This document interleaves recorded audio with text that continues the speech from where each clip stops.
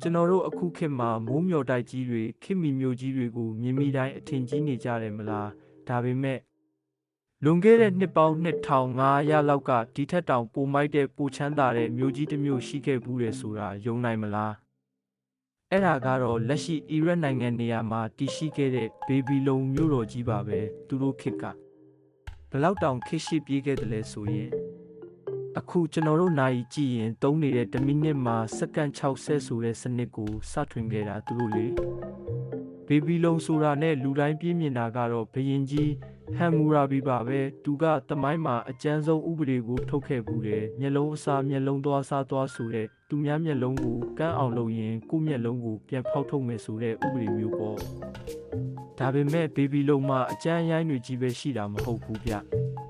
ရိုမန်တဆန်တဲ့ဇလန်းတွေလည်းရှိတယ်ဘယင်ကြီးနေဘူးခက်နီစာဆိုရင်သူမိဖုရားလေးအိမ်လွမ်းစိတ်ပြေအောင်ဆိုပြီးတဲကန်နာရလဲမှာတောင်တူကြီးဖန်တီးရေတကွန်တွေလုပ်ပြီးမိုးပြန်ဥယျာဉ်ကြီးကိုဖန်တီးပေးခဲ့တာကဘာကျော်ပဲလေ